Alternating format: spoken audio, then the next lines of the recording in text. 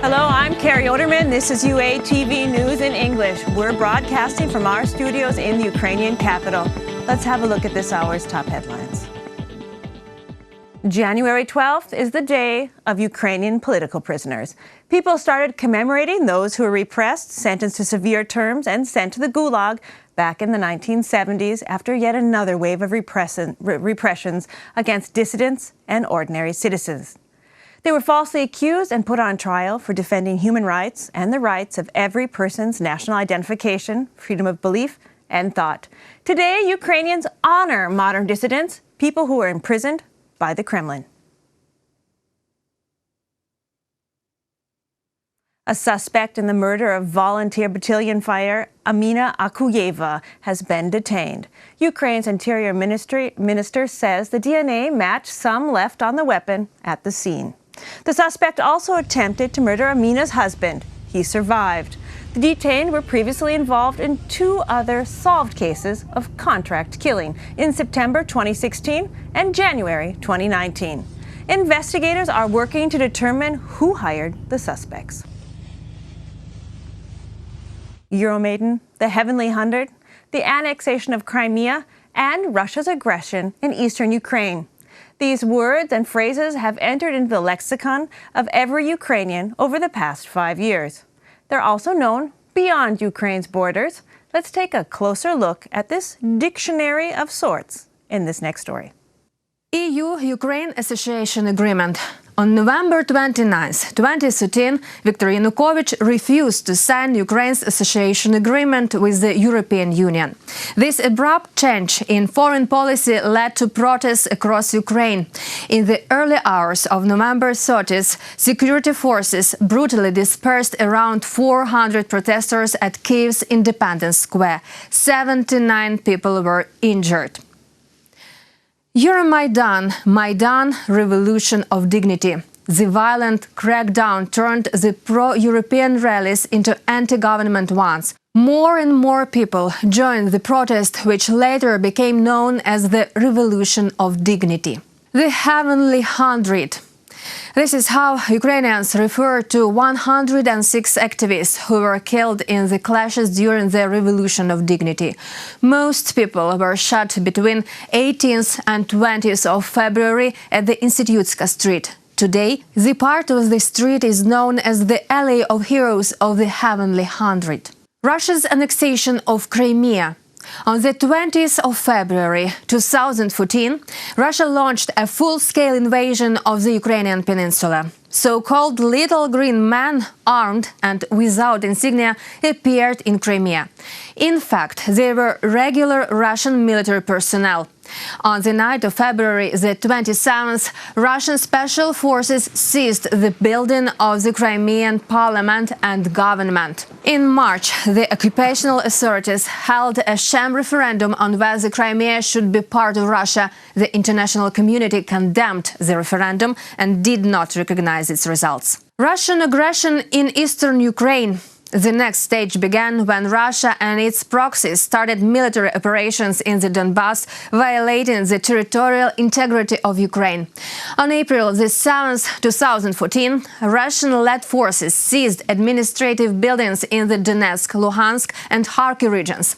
On April 14th, Alexander Turchinov, then acting president of Ukraine, announced the start of the anti-terrorist operation. It was the start of Russia's war in Ukraine, which is still ongoing. On the captured territories, pseudo-republics were created. They are controlled and financed by the Kremlin. As a result of Russian aggression, 44,000 square kilometers or 7% of Ukraine's territory were occupied. According to the UN, at least 13,000 people were killed as a result of this hybrid war. Reported by Olga Mikhaluk, UATV. Today marks 111 years since the birth of Ukrainian artist Maria Primachenko. For over 60 years, she painted naive art. Her works were showcased in Montreal, Paris, Prague, Warsaw, and Sofia. She was praised by both Pablo Picasso and Marc Chagall. Learn more about her life and her art in this next story.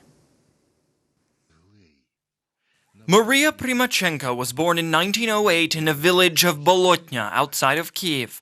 Since childhood, she suffered from polio and had to constantly use crutches to help her walk. Due to her illness, she was unable to finish school and go to art school. However, despite this, she spent all of her life painting.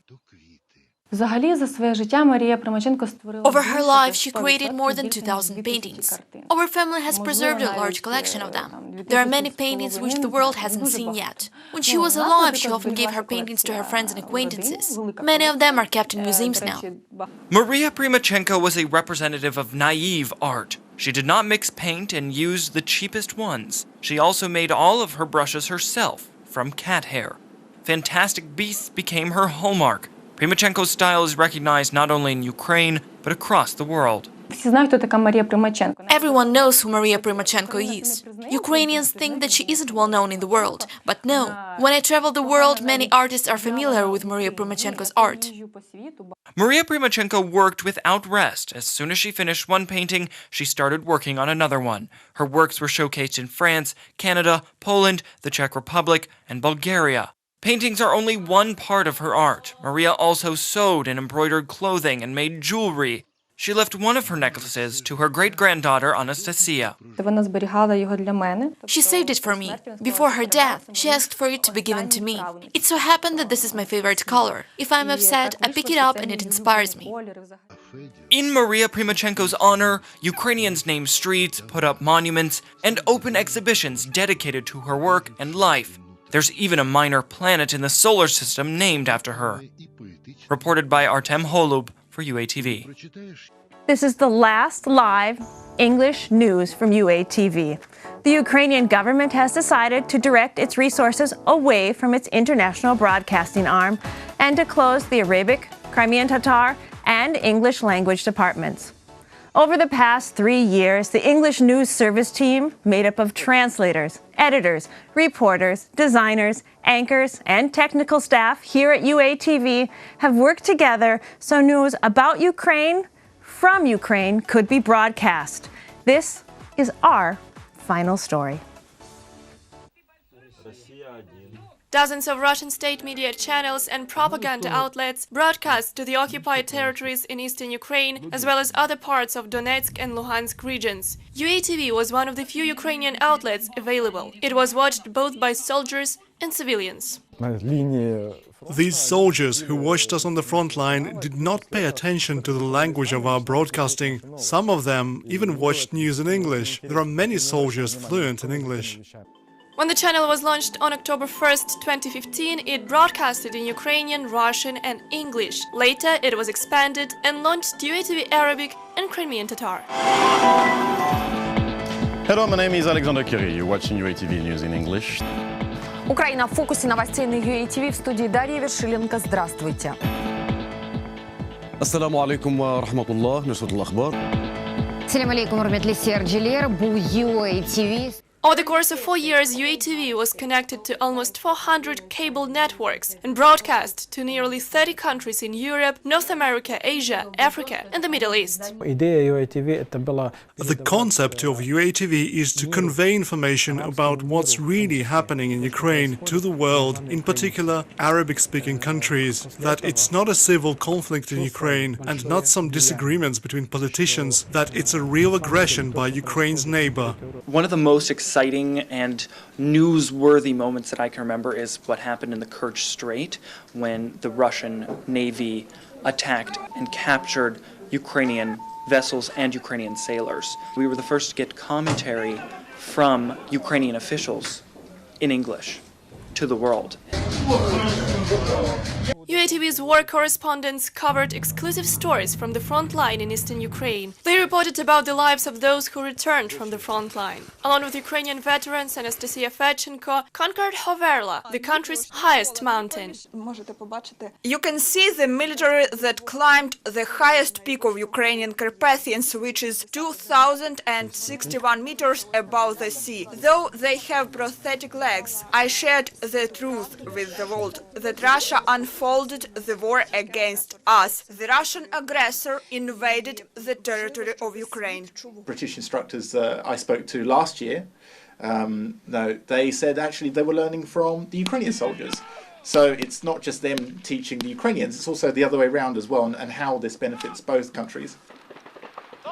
UATV's parliamentary correspondents covered firsthand the most important sessions.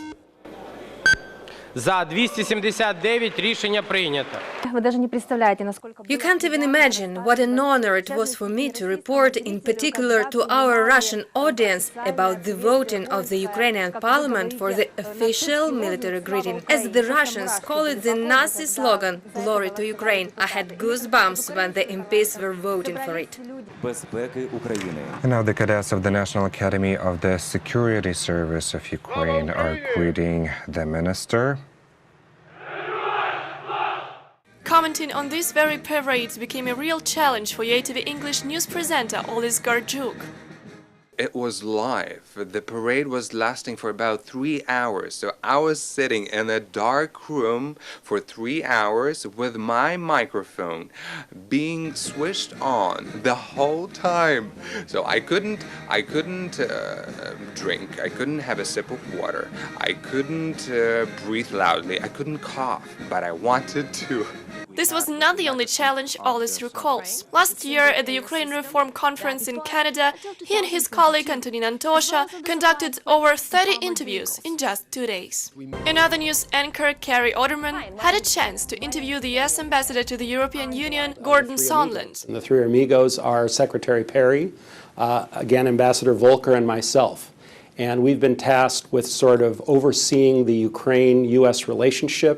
Eventually, this talk was quoted by CNN, The Washington Post, and The New York Times. The question I asked seemed like a pretty innocent question. What brings you to Ukraine? It was his answer and his choice to share with us that President Trump had given him the mandate to be a special envoy of sorts here in Ukraine that then became very, very relevant in the depositions leading up to the impeachment. UATV stops updating news on January 13th. Instead, the Ukrainian government decided to launch a new TV channel for the occupied territories. I clearly understand that I do not want to say goodbye to our audience. I only say see you soon, because I am sure that each of the viewers appreciates what we are doing. Without UATV and without English language content about Ukraine going out into the world from Ukraine, you could potentially have aggressive narratives from aggressive countries being put out about Ukraine to the world. And that's what I don't want. That's what I don't want to happen. So from the whole team at UATV, thanks for watching. And that's all we have for you from UATV, and not just for tonight. This is our last English news broadcast, and the next time these studio lights go on, it'll be to support a new and important initiative to make sure those living on the front line in eastern Ukraine have better access to information about Ukraine and the rest of the world in Russian. Giving people factual information in a language they understand is undoubtedly a very important task. I can attest to that. It's been my honor to provide the rest of the world with news about Ukraine in English with UATV.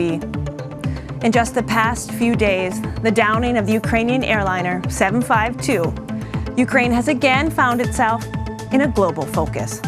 By broadcasting from Kyiv, we brought the people in the stories to you. We showed the soldiers on the front line. We also had to report about their deaths. We spoke about new initiatives, wide-sweeping reforms, and positive economic outlooks. We reminded about the past, the Battle of Ilovaisk, Babin Yar, the Holodomor.